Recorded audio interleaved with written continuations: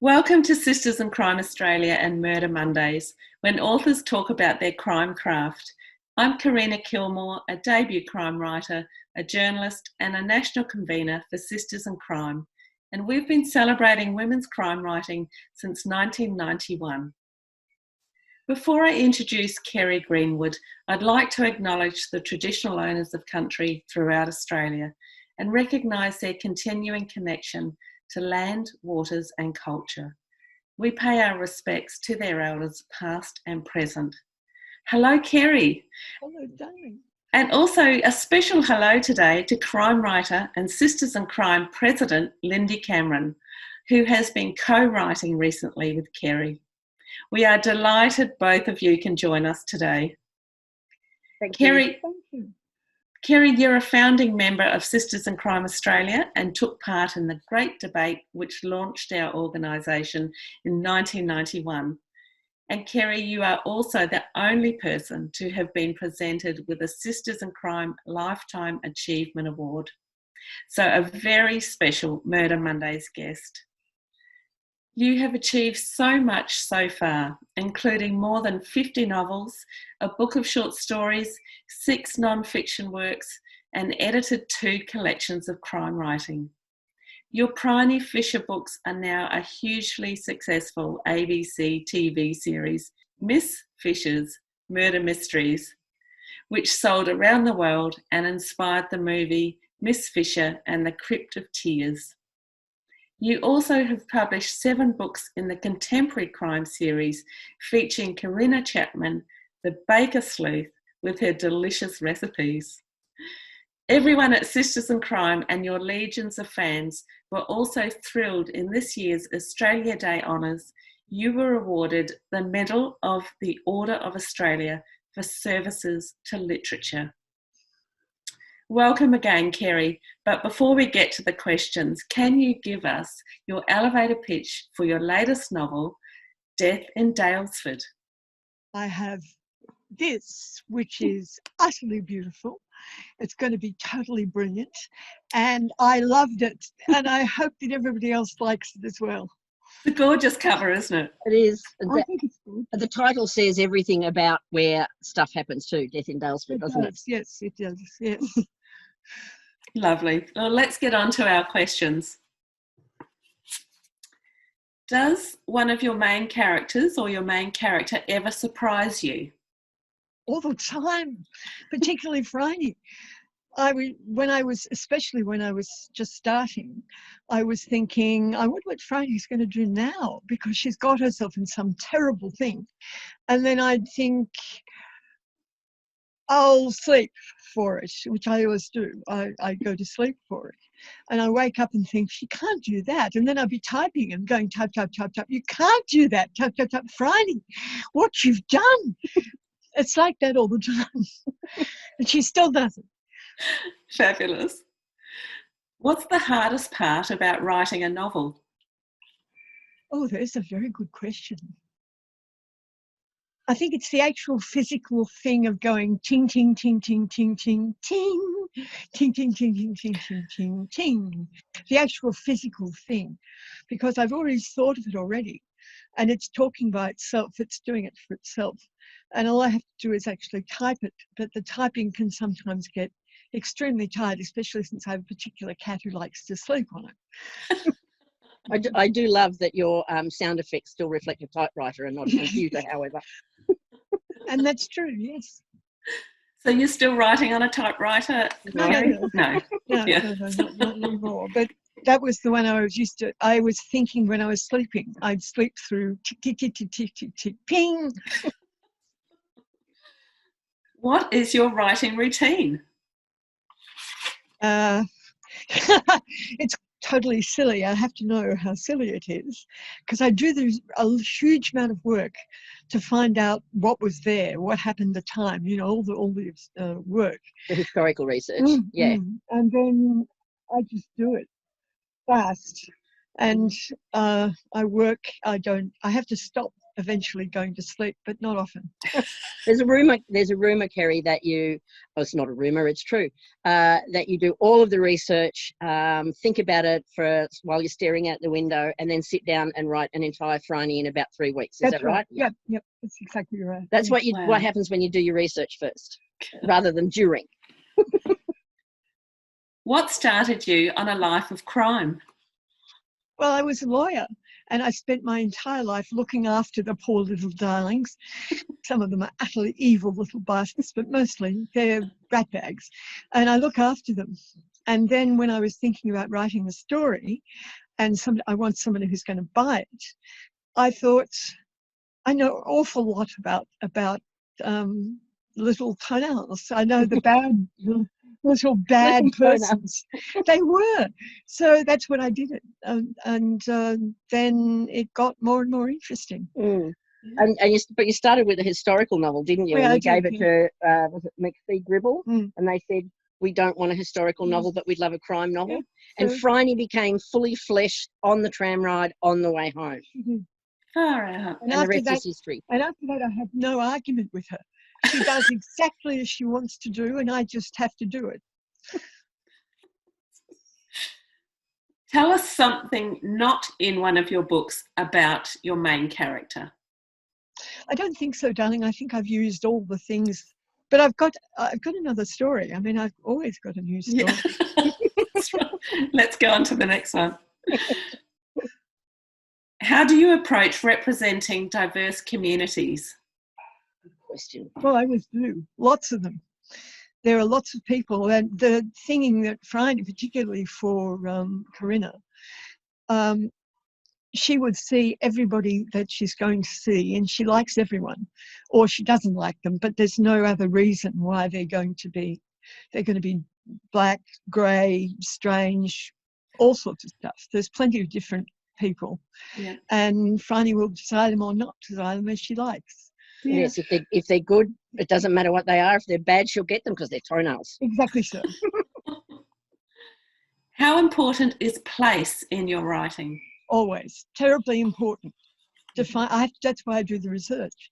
I have to find exactly where I can walk. With any luck, where I used to be able to walk through it. Because with Melbourne, I love Melbourne. I adored it. And I know everything about it.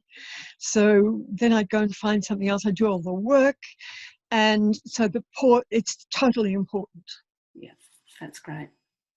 What's your top writing tip and your top self-editing tip? I don't. I mean, You don't self-edit. No, I don't ever. I just, all I do is rewrite it again, as I'll do the thing and think you've already written that, so you read the next bit, but I don't know anything to do with it. I don't change it. I don't alter it. I would only change it when I've finished the book, because it always changed different. There's something different in it just by writing it. Mm. Yeah. It's always strange. What's your chief writing tip? Wannabe writers out there. Do it all and don't stop. Don't stop. Keep writing, because the moment of writing only one expression and then don't doing it again and doing it again and doing it again means you can't do it. So the important thing to do is write as much as you possibly can before you stop. At least that's what I think. What's the scariest thing in your novel? Ooh, in the latest one, is there something scary? Very good question. Phryne gets chaired. Yeah, there's things that go bang. She's scared of things that go bang. Phryne's scared of something? Only one. Okay, that's not like her. So that's very intriguing. How much of you is in one of your characters? All of them. They're all me, so to speak. I mean, if you think about it like that, you can say I've got except for the people I stole, like my father and my mother, and everybody else I really love. I mean, if I like people, they're going to be in the books. So Terrific. There we are. So do you think Corinna's more you than Phryne is more she you? Is, yeah. Corinna's more, because she's cooking. Yes, she likes cooking. She loves cooking and she loves food. Mm-hmm. And she's contemporary, whereas Phryne is, has all the historical baggage that you don't have. That's true, yeah, it's true. The good baggage. Yes. The luggage, not the baggage. Nicely put, my angel. Yes. How many drafts do you write before handing it in? One. I just do it. Then Yeah. someone else will have to do it, not me. Yeah, terrific. That's why my friend is so good at it. What research did you do for your latest novel? All the work as usual. I went over to the spa country and wandered around and talked to everybody and talked to the Historical Society. Yes, those people, and I did all the work I could. Luckily, all of that was able to be done, the trips to Dalesford and the spa country and just lounging around in spas, I would imagine, before coronavirus. Yeah, so obviously, because you can't do it at the moment, we can't even leave Melbourne at the moment. But luckily all that research got done before, or we might be waiting for this book for a long time. Poor little thing, because I really loved it. Well, I did anyway. Yes. Actually, here's a question for both of you. What is it like to co-write with someone? You have to love someone. That is true. That is true. I don't know how you'd actually co-write with someone that you didn't get on with. But Kerry and I get on really well, obviously. But we were invited to write a story for a Sherlock Holmes collection that Echo Publishing were doing a couple of years ago.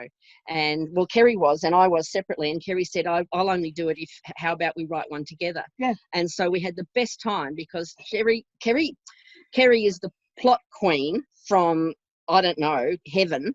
And so the plot that we had for our story of Sherlock Holmes and Watson travelling to South Australia, because the conceit for this book was that all of the stories were set in Australia. And so our Holmes and Watson went to a property in north of Adelaide at a time when people were just talking about putting the telegraph to the north of the country and all of that sort of stuff. But of course, there's bush rangers, yes, and shearers, and obviously a murder that needs to be solved, and a young girl who makes friends with Watson. With Holmes, sorry. Yes. With Holmes. Yes. And she helps them solve the crime. But the plot was all Kerry's, and then the words came. I wrote the words, and then we sat together and we reworked the words because Kerry's more of a Holmes expert than I was. So she'd say, "Oh, we wouldn't say it that way; you'd say it this way." And so that was how it evolved. And so so plot writing, co-writing, into the wild. And then we took that one young female character, aged to 10 years, yes, and put her in another story that we co-wrote together, which was set in Melbourne, actually in Footscray, like just 10 kilometre down the road, for a War of the Worlds story. So she was Sherlock Holmes' friend, and then she was here for the alien invasion of Melbourne. It was brilliant. It was brilliant. I thought it was wonderful. Such fun, wasn't it? Yeah, terrific. And it was such fun. Oh, good. Yeah, fabulous. What's the best way to dig yourself out of a bad plot hole? I don't. You ask, what would Phryne do? Oh, all right. What would you do is do it again, but write more rather than less. Because if it's something wrong with it and it won't do it, then go wash the house or do something else. Yeah. And start again. Start again. Fabulous. Eat some cats. Like wash the house and feed the cats and come back to it. Yeah. How do you decide the scene of a crime? I always know where I'm going to because I've already seen it. I know where it is. Oh, you know where the bodies lie already? Yeah. That's a bit suspicious, Kerry. It's worrying. It's worrying, yeah. How much of a profile do you do for each character before you write? I don't do it all. They'll keep talking and I'll keep typing. That's all I do. Fabulous. I think she has voices in her head. She has. Yeah. She has? You have? Yes. You might have already half answered this. Are you a plotter or a pantser? Answer. Yep. Oh, no, actually. I've paid it through my head. I think you're a planter. Yes. A planter. Yes, Because all the plotting gets done in her head. Yeah. It's not written down like some like I do sometimes, or like or like other writers do, who have, you know, index cards or things all over the wall or anything, make them look like a serial killer. So all the plotting is done beforehand in a head, and then it's just like comes out through the fingers. So then it's pantsing. Yep. As she says, she might know what a character is, you know, the bad guy or the support cast and everything, but until she starts writing and they appear, so that's when the pantsing starts. So you're a plantser. I agree. Which is the nicest way of putting it. Nicely put, yes. Do you start with plot or character or something else? I think I do both. But as I said, I do it in a totally ridiculous way. But I just do it. Yeah. So it's not very helpful, but there it is. Like magic. Yeah. How do you write about sex? We like it. Phryne likes it. Yes. Corinna likes it. Yes. I like it. We all like it. Are you a details person, Kerry, or do you like to gloss over it? Very good point. Do you leave it at the door, or do you have it full on? No, we go through the house. Yes. Yes, we shut the door, you know, we come inside. Yeah. We're inside the bedroom. Mm. Aha, right. Mm. Who's your favourite crime fiction character? Well, I'm very fond of this one. Oh, you're talking about Bryn Gideon. Yeah. Kerry really likes my book Redback. Seriously, I love it. she loves my book Redback, and she loves the main character, who's Bryn Gideon, who's an action hero. Yeah, she's And fantastic. we're not saying this just because she happens to be sitting next to me, but I quite often, you know, come to visit and she's reading Redback again. I think she's the only person I know who's done that. And she's just written a review to go up on the Wheeler Centre have asked authors to write something about one of their favourite books by another Australian or Victorian author. And Kerry's done this. I don't know how I wrote what she says I wrote, but You did. yes, It was apparently I terrific. did. So It was very, yes. very clever.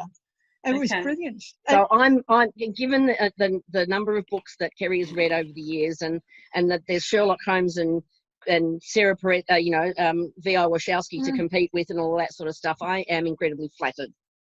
Brilliant. Fabulous. What's the hardest part about writing a novel? It's hard work, just physically sitting there with a cat sitting there saying, "Where are you?" Going type. Well, not as you say type, but the same thing. Just work. Yeah. Hard work. Yeah. Except that you forget to get up and thank goodness for the cat, because every now and then her cat Belladonna reaches over, puts her hand on the caps lock. Kerry looks up, sees all the writing in capital letters and thinks, "Thank you, Belladonna. I need to get up and walk around for a while." She does. It's a beautiful girl. Our final question for today. How would you get away with murder? Oh, easily. I'm not going to do it. Killing is bad for me, but it's it has to be one of the ones where you're saying the person is not surprisingly dead. So I think poison is good, and I can think of plenty of things that I can kill people without any trouble, really. I can Poisons, yes, untraceable poisons. Yes, yes, Yeah. there's quite a lot of them. I suppose you don't have to get rid of the body every time when you do that either, do you? That's right. Yeah. Exactly. So otherwise there's a hole and you've got to do something with it. It's going to take ages. So we'll just do the tick, and The after that, poison. no problem. Kerry Greenwood and Lindy Cameron, thank you for being with us on Murder Mondays. Thanks for having us. You were lovely.